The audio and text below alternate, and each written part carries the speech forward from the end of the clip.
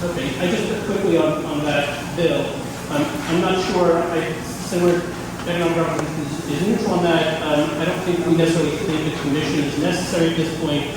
Just say if you're going to recommend to have a commission on minimum wage, I suggest that you would include some experts, some academic experts, perhaps from one of the local universities or colleges, or others who are in the policy field, such as from the Economic Progress Institute. Right now, the committee would be, in addition to members of the Senate, it would be mostly business interests, one person from labor and one person from the general public. But I think to have a commission like this, if it's going to work well, you should bring in someone that's like economists or two, someone with expertise in the minimum wage. And also remember the Senate Commission should be prepared that the answers might not be what they expect.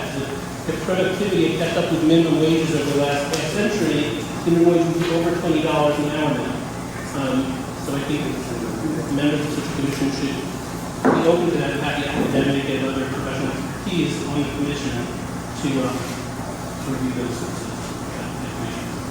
Any questions? Next bill we have is a Senate Resolution 2414 by Senator Dacus. The Senate Resolution 3, a special legislative commission to study and review of island minimum wage. Since we already had testimony to begin on, I'll go to Steve Alquist from Uprising Island Group is opposed. We already had. I don't see state office. Hi, I'm right here. Yeah. Oh, there he is. Yeah, want me to speak? Yeah. Oh, okay, cool. I wasn't sure. 241.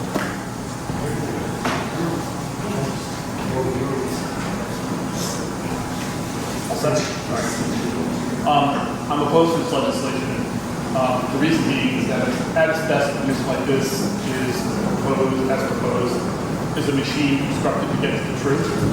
But this commission seems to be put together to get to a predetermined outcome.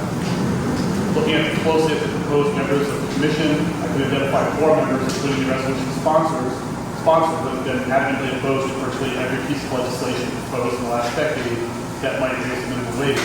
Christopher Carlozzi of the NFIB, Dale Venturini of the Rhode Island Hospitality Association, and David Chevener, not sure how to say that, of the Rhode Island Manufacturers Association, have all made public comments against minimum wage, both in these building and elsewhere. Claims that have been debunked over and over again over the last 30 years.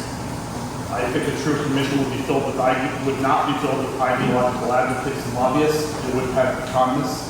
A true commission interested in the truth, not predetermined outcomes. I've had members who currently work a minimum wage job, for instance, but none of these people are on that. By my calculation, more than half the people on this committee already have an opinion. That opinion is that raising minimum wage is a bad idea.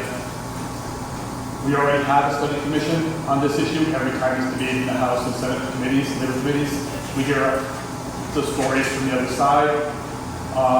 Then when we raise the minimum wage anyway, the economy gets better, not worse. So, as I said, I oppose this commission because it's built to get to a predetermined outcome, and I think we can do better. That's my response. Are there any other questions? Just in response to the statement, discussing this bill with leadership yesterday, I will tell you that I've been notified that I'm a chair commission. I have no predetermination on what it will be. I will assure you that we're that we will have some economic people also So here. the bill will be sub-8. No. So there will be people who are listed on There the will be people there, but as chairperson, I can bring any expert necessary. Right. Testify, which I will do. But wouldn't that be the same because we'll still have judges in the room who are predetermined one side or the other? To be honest with you, I was the only one who was like the chair of this commission. As far as the other people, I will talk to the president, and I'll assure you, I assure you, as long as I'm the chair of it, it'll be fair and equitable. One more question, does that mean this bill is likely to pass? Does it mean it will pass? Yeah. As a commissioner, I believe it will. Okay, thank you very much. Well, any questions? Being none, I'll get testimony for the Senator back. I will upstairs, Mr. Chairman, to another committee and several votes.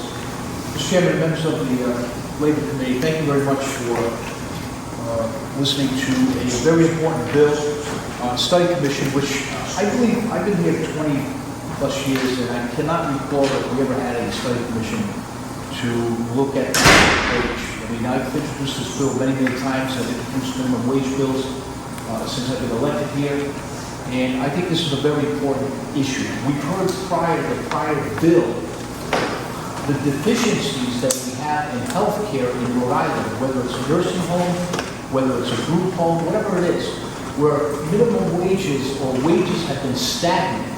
And this all plays into the issue of what do we do, how do we pay someone in the state of Rhode Island? I just got a couple small tidbits of information to show you how important it is to study this issue. Now, Rhode Island, just recently, the General Assembly passed last year minimum wage increases, which this year it's $12.25. It goes in 2023, $13 an hour, 2024, $14 an hour, and 2025, $15 an hour. But nobody can be sure that we would have fuel prices to go from $2.21 a gallon in 2020 to an average of $4.15, 100%. Rents from the average 1 to 2 bedroom homes from $1,200 in 2020 to $1,500. Inflation, highest in 40 years. Food prices going up.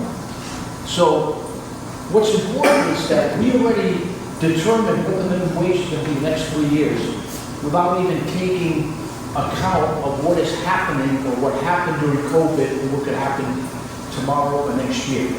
So we are sort of bound from what we passed here. I think the study commission is warranted of where we go in the future of the state of Rhode Island as far as minimum wages, maybe increase the discussion to all wages.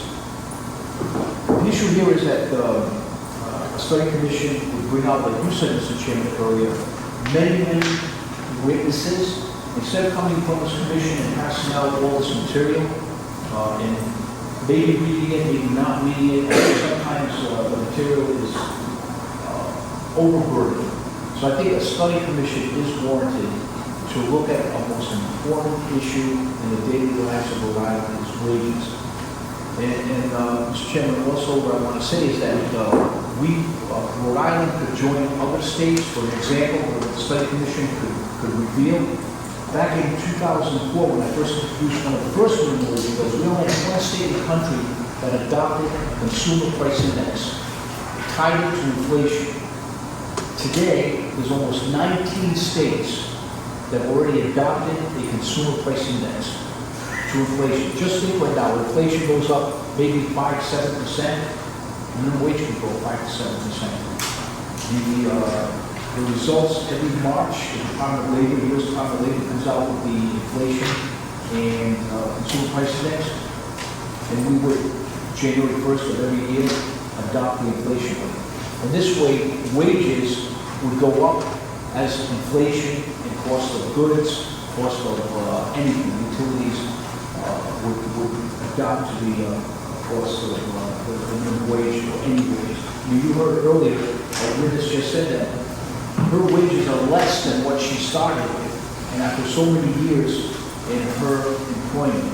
So I think it's warranted, Mr. Chairman, that we do pass this piece of legislation, and as you said, you have the authority to make it a fair commission. I just heard from a prior witness regarding the issue that it could be one-sided. I don't think so. I think this General Assembly is wise and smart enough to make this study commission equal to all, to both sides of the aisle, whether you're from labor or business or even the employee. Thank you very much, Mr. Chairman. Are there any questions on the package? Okay. Thank you, Senator. Package. Thank you, Mr. Chairman. The motion is brought for passage. So moved.